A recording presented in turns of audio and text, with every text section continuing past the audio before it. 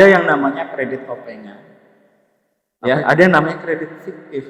Jadi kalau Pak Hasbi kadang ada oknum gitu ya, ada oknum bank yang menggoda atau teman gitu ya, teman. Saya pinjam KTP-nya, nanti cair dari bank saya itu 10 juta. Mau nggak? Mau nggak? Gitu ya. Kalau orang yang butuh duit mungkin mau kan. Padahal dia dapat dari banknya 50 juta. Gitu. Ya. Atau saya masih bersih ya, masih belum ada masalah dengan bank. Nah, ketika banknya tersebut itu ditutup, yang ditagih ke Pak Hasbi berapa? Berarti dari 50 juta itu 50 juta. Yang dan bunganya itu. Iya.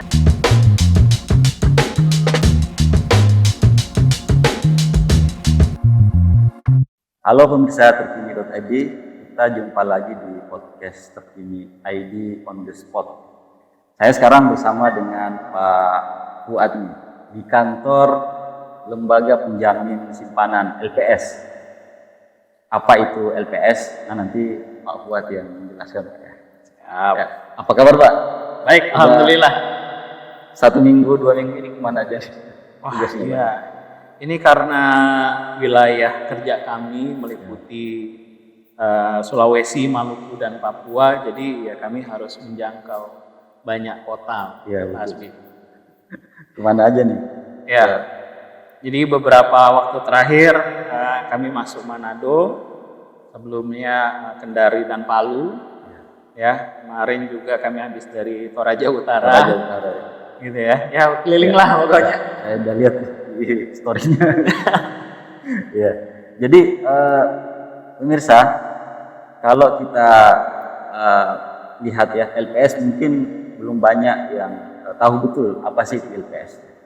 Teman-teman mungkin taunya Bank Indonesia ya. Bank Indonesia itu kalau mau lihat suku bunga ada berapa persen, bunga tabungan, bunga kredit berapa persen, pasti urusannya dengan Bank Indonesia, atau mau tukar uang pasti ke BI.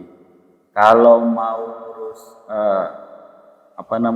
untuk urus kredit ya, mau daftar lowongan kerja, terus sekarang sih ada urusan dengan SLIK atau ada berapa sih, bagaimana sih kondisi kredit. Nah, biasanya ke OJK.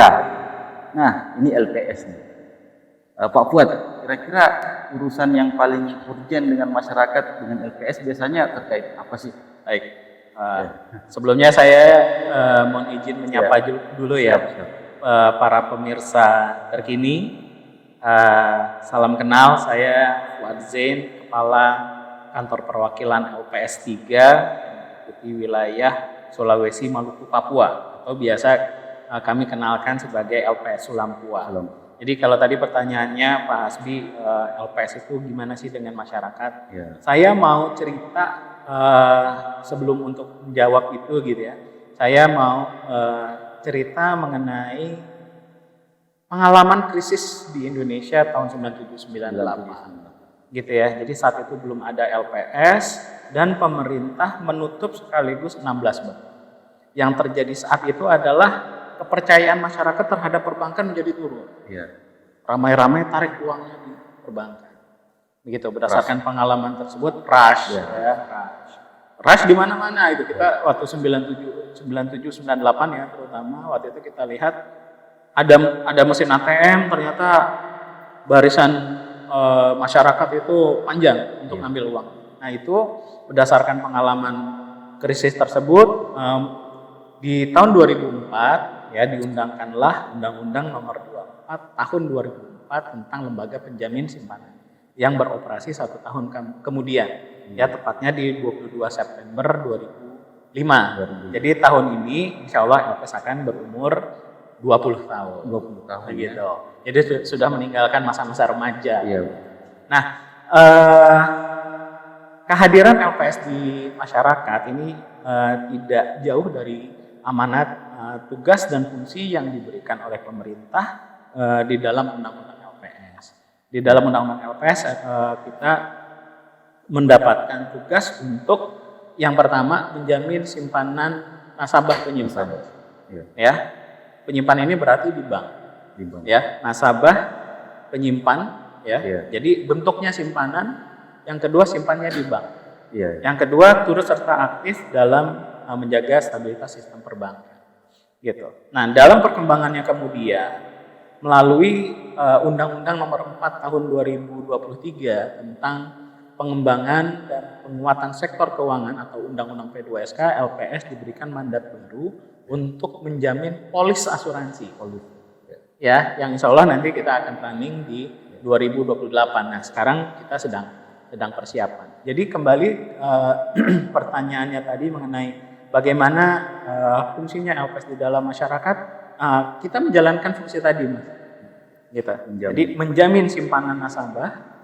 Ya, yang kedua ikut serta dalam menjaga stabilitas sistem perbankan, dan yang ketiga, dan ini adalah amanat baru berdasarkan Undang-Undang P2SK untuk menjamin polis asuransi. Jadi kalau mungkin akhir-akhir ini yang mungkin teman-teman media juga banyak mendapatkan berita gitu ya, oh ada perusahaan asuransi yang gagal bayar, atau ada masyarakat yang sulit untuk mengajukan klaim, atau ada masalah gitu kan ya. Nah, berdasarkan pengalaman tersebut dengan adanya Undang-Undang P2SK, LPS diberikan mandat baru untuk menjamin polis asuransi. Saya kembali ke soal bank ini, menarik juga tadi ya, soal rasmani orang tarik uang. Iya. Lebih mungkin ada penjelasan konkret lagi nih. Kalau orang nabung uang di bank, itu seperti apa LPS menjamin uang saya nggak hilang, atau misalnya kalau terjadi krisis seperti 98 lagi, oh gimana nih uang saya di bank? Oke, ini menarik pertanyaannya. Jadi kalau kita kembalikan kepada fungsi perbankan dulu. Fungsi perbankan adalah sebagai intermediasi, ya, menjalankan fungsi intermediasi. Apa sih fungsi intermediasi? Dia menghimpun dana masyarakat, ya, melalui simpanan, tabungan, giro, deposito, gitu kan, atau bentuk lain, dan menyalurkannya kepada masyarakat juga dalam bentuk kredit. Ini nih yang kemudian yang dijalankan oleh perbankan. Artinya uang kita masuk ke bank dan akan disalurkan kepada pihak yang memerlukan, perlu untuk mengembangkan bisnis dan sebagainya. Bagaimana kemudian LPS berperan di dalam menjamin simpanan nasabah, gitu. Kalau kita bicara mengenai siklus hidup perbankan, itu mulai dari lahir, berkembang bisnisnya, gitu ya, terus kemudian sakit. Nah, mulai sakit inilah yang kemudian LPS akan mulai masuk, gitu. Jadi klaim nasabah, ya, pembayaran klaim simpanan nasabah perbankan akan dilakukan oleh LPS dalam hal bank ini ditutup, ya, karena mengalami permasalahan, gitu, ya. Kalau bank ini gagal, bangkrut, dilikuidasi oleh LPS, nah LPS lah yang akan membayarkan klaim penjaminan. Jadi Pak Hasbi, kalau Pak Hasbi kemudian menabung di satu bank, banknya tutup, gitu ya, nggak usah khawatir, karena uangnya tidak akan hilang, dan LPS akan mengembalikan 100% tanpa dipotong apapun. Gitu. Nah, seperti apa sih cara LPS menjamin itu? Misalnya masyarakat nih nabung, ada ratusan juta misalnya atau miliaran duit di bank. Bagaimana mereka tahu uang saya ini banknya udah dijamin LPS atau enggak belum? Itu seperti apa biasanya? Oke, yang pertama tadi ya, rumusnya tuh gampang. Ya, rumusnya cuma dua itu. Ya, satu bentuknya simpanan. Yang kedua simpannya di bank. Harus di bank.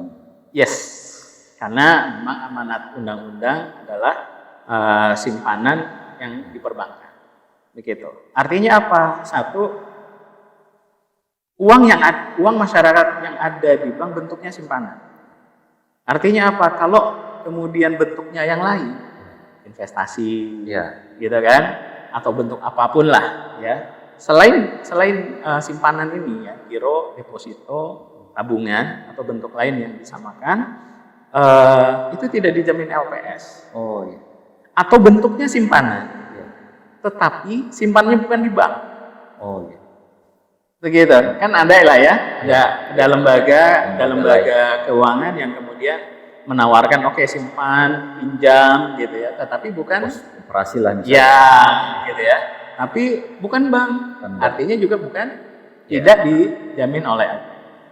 Pertanyaannya kemudian apakah secara otomatis gitu, secara otomatis dijamin LPS?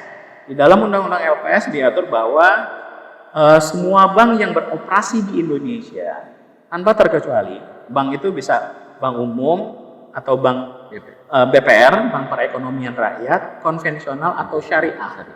Ini semua wajib menjadi peserta penjaminan LPS. Jadi kalau ditanyakan apakah otomatis, otomatisnya berasal dari sini. Selama dia bank, berarti simpanan kita dijamin. Dijamin. Begitu. Jadi kita bisa bilang begini, sejak 98 cenderung keuangan atau stabilitas keuangan di bank itu cenderung akan lebih stabil ya. Tidak perlu lagi masyarakat merisaukan masalah-masalah 98 itu. Lebih tepatnya sejak ada LPS. Iya, lebih tepatnya. Gitu ya, sejak ada LPS, jangan khawatir ya, jangan ragu untuk jangan ragu untuk menyimpan uang di bank. Kenapa? Karena amin apa? Salah dong. Karena aman dijamin oleh LPS. Begitu. Ada nggak nilai NIMO di bank yang kita tabung? Oke. Jamin. Jadi dua hal ya Pak Hasbi. Tadi ya melanjutkan apakah kemudian secara otomatis simpanan saya dijamin oleh LPS? Iya. Ya, sepanjang dia di bank. Yang kedua, apakah semuanya dijamin oleh LPS? Nah, kita juga punya pengalaman waktu kejadian krisis dulu, begitu. Ya, LPS menetapkan ya simpanan nominal simpanan yang dijamin adalah sebesar maksimal 2 miliar rupiah per nasabah per bank. Oh iya. Begitu. Lalu apakah semuanya tanpa syarat begitu dijamin oleh LPS? LPS menetapkan kriteria 3T. Oh iya. Ya, nah kita biasa edukasi masyarakat ya, kenalkan kepada masyarakat 3T. Ya, T yang pertama tercatat dalam pembukuan bank. Ya, kok bisa Pak? Buktinya bagaimana? Ya, kok bisa Pak simpanan saya, uang saya kok tidak tercatat di bank? Begitu. Berdasarkan pengalaman kami menutup bank. Kejadian seperti ini ada aja. Disetor tapi nggak sampai. Betul sekali. Ya, ada istilahnya bahkan bank di dalam bank. Ini kalau udah seperti ini udah tinggal tunggu waktu ini. Ini pengalaman LPS ini akhirnya dilikuidasi. Begitu. Bagaimana saya meyakinkan uang saya ternyata masuk ke dalam pembukuan bank? Ya, sekarang banyak cara. Kita kalau nabung di bank itu biasa diberikan buku tabungan, ya. Secara reguler itu kita walaupun sibuk gitu ya, silakan di print buku tabungannya. Atau kalau kita pakai mobile banking, bisa dicek di situ mutasinya, rekening koran, banyak cara deh. Begitu ya, banyak cara. T yang kedua, tingkat bunga simpanan tidak melebihi tingkat bunga penjaminan. Ya, jadi saat ini LPS menetapkan ya bahwa tingkat bunga penjaminan LPS untuk bank umum itu 4%. Ya, untuk 4% rupiah. Untuk falas 2,25%. Oh iya. Untuk BPR bank perekonomian rakyat ini lebih tinggi, 6,50%. Ya, 6,5%. Nah, untuk apa? Untuk batas penjaminan LPS. Artinya apa? Masyarakat yang menerima bunga lebih dari bunga LPS ini, ya, jangan kaget kalau banknya ditutup, ya, menjadi simpanan tidak layak bayar. Artinya apa? Simpanan kita di bank ketika kita terima bunga lebih dari bunga LPS itu tidak dijamin oleh LPS. Jadi perlu ditegaskan lagi nih, khususnya yang BPR ya, karena kemarin beberapa bank yang bermasalah selalu BPR ya. Tadi tingkat penjaminannya di 6,5% sekarang ya. Ya, 6,5%. Itu yang paling penting mungkin untuk nasabah-nasabah BPR Betul. ya. Kadang karena kalau misalnya Pak Hasbi punya uang banyak gitu kan, datang ke bank biasa kadang suka minta gitu kan, wah saya mau minta 8% misalnya gitu kan. Bank sebelah berani sekian nih, berani enggak 8%. Oh itu negosiasi namanya. Bunga negosiasi. Tapi akhirnya di atas LPS. Gitu kan. Kalau kemudian Pak Hasbi menerima bunga di atas LPS, itu menjadi simpanan tidak layak. Banknya bangkrut. Hilang gitu. Seperti itu. Makanya kesempatan seperti ini terima kasih ke Terkini.id ya. Ya, terima kasih kita sama-sama mengedukasi masyarakat. Gitu. Nah, T yang ketiga ya, tidak terindikasi melakukan fraud atau kecurangan yang merugikan perbankan. Contohnya kayak ya, contoh. Nah, ini sering terjadi juga. Ya, ada yang namanya kredit topengan. Ya, ada yang namanya kredit fiktif. Jadi kalau Pak Hasbi kadang ada oknum gitu ya, ada oknum bank yang menggoda atau teman gitu ya, teman. Saya pinjam KTP-nya, nanti cair dari bank saya itu 10 juta. Mau nggak? Mau nggak? Gitu ya. Kalau orang yang butuh duit mungkin mau kan. Padahal dia dapat dari banknya 50 juta. Gitu. Ya. Atau saya masih bersih ya, masih belum ada masalah dengan bank. Nah, ketika banknya tersebut itu ditutup, yang ditagih ke Pak Hasbi berapa? Berarti dari 50 juta itu 50 juta. Yang dan bunganya iya. Padahal saya cuma terima 10 juta. Kopengan ya. Iya, Pak. Padahal kan Bapak kan dipinjamkan KTP aja kan. Iya, ternyata yang cair dari banknya 50 juta. Iya. Yang diambil oleh oknum berapa? 40 juta. Gitu. Jadi masyarakat ya, pemirsa Terkini.id harus lebih berhati-hati. Begitu kan. Nah, kalau ada kasus seperti ini dan kita punya simpanan di bank tersebut, nah biasanya ditahan dulu nih. Gitu. Kenapa? Karena masuk ke yang ketiga. Jadi memang harus berurusan dengan orang bank langsung ya. Ya, artinya kita yang perlu berhati-hati gitu ya. Kita apalagi kita dengan zaman sekarang ini data kita itu bisa tersebar kemana-mana gitu kan. Seperti itu. Nah, setelah 20 tahun ya kehadiran 20 tahun insya Allah September ini. September ya. September.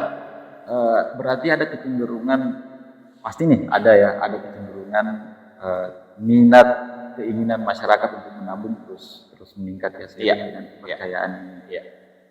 Ada nggak ukuran menilai ini tingkat kepercayaan masyarakat untuk nabung seperti apa sih dari sepanjang mungkin 5 tahun terakhir? Oke. Jadi pertanyaannya bagus gitu ya. Jadi saat ini LPS sudah melakukan survei dan merilis yang namanya Indeks Menabung Konsumen atau IMK. Nah, IMK itu sendiri ya merupakan indeks yang menunjukkan niat dan kemampuan menabung konsumen. Ya, niat dan kemampuan. Ya, niat dan kemampuan menabung konsumen. Ya. Jadi cerminan dari kemampuan dan kesehatan ekonomi rumah tangga itu bisa kita lihat di sini. Iya. Sebenarnya gitu ya. Jadi kalau levelnya atau IMK ya, IMK Indeks Menabung Konsumen. Jadi kalau IMK-nya lebih dari 100 itu berarti ya niat dan kemampuan menabung konsumen tinggi ya. Begitu. Sekarang di posisi. Nah, di posisi berapa sih sekarang gitu kan? Ini menarik juga nih. Jadi kalau pemirsa Terkini buka website LPS gitu ya, per Juni 2025 ya, indeks menabung konsumen itu ada di 83,8. Ini meningkat ya, meningkat dibandingkan Mei ya, meningkat 4,8 poin ya dibanding Mei. Ini menarik nih. Mas Hasbi. Kenapa? Karena peningkatan ini di bulan Juni. Gitu ya. Nah, sebagai informasi tambahan di dalam indeks menabung konsumen itu ada 2 indeks lagi, ya, yaitu indeks intensitas menabung (IIM), ya, yang menunjukkan penilaian konsumen terhadap intensitas dan kemampuan menabung. Yang kedua ada indeks waktu menabung, gitu. Jadi menunjukkan penilaian konsumen terhadap waktu yang tepat untuk menabung, begitu. Nah, tiga indeksnya ini, ya, di bulan Juni ini meningkat dibanding bulan Mei. Mungkin karena anggaran sudah banyak yang mengalir. Begitu. Jadi kalau kami melihat ini memang sejalan dengan adanya pemberian stimulus ekonomi. DSI. Gitu ya. Ada diskon tarif transportasi waktu libur sekolah. Kemarin kan Juni kan libur sekolah ya. Begitu. Lalu ada bansos, subsidi upah yang tadi BSU tadi gitu loh. Jadi juga kayaknya. Ya, gitu ya. Jadi ada kemampuan masyarakat yang meningkat, yang kemudian masyarakat memilih uangnya ditabung. Begitu. Ini menarik. Kenapa? Karena terjadi di bulan Juni. Gitu, ya, terjadi di bulan Juni. Nanti kita akan lihat lagi. Mungkin bulan depan kita bisa ketemu lagi. Kita lihat nanti di bulan Juli. Kenapa? Karena anak sekolah masuk di bulan Juli. Gitu loh. Bisa jadi, gitu ya. Bisa jadi di bulan Juni ditabung dulu uangnya. Di bulan Juli baru belanja tuh. Seragam sekolah, tas baru, sepatu baru, buku baru. Nah, itu baru kita lihat nih. Apakah masyarakat kemudian menggunakan tabungannya untuk konsumsi terkait pendidikan. Apalagi sekarang biaya pendidikan itu banyak orang menyekolahkan anaknya di swasta, yang otomatis anggarannya akan lebih besar lagi. Iya, betul ya. Apalagi yang anak SD kan mulai bergeser ke swasta dan mungkin memang gratis kalau di sekolah negeri, tapi kelihatannya sekolah swasta itu meningkat pesat anak-anak sekolah. Biayanya juga ya, pastinya ya. Hanya kayaknya tabungan akan ikut terdampak juga.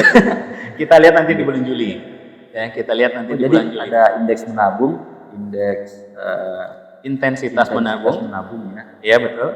Dan ada indeks waktu menabung.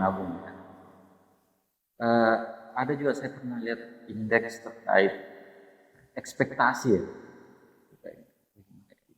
Indeks pakainya. Saya pernah ikut itu preskon. Ekspektasi bahwa ini waktu yang bagus nih untuk nabung. Oke. Jadi tadi yang saya jelaskan, selain IMK itu ada di dalamnya indeks waktu menabung dan indeks intensitas menabung. Jadi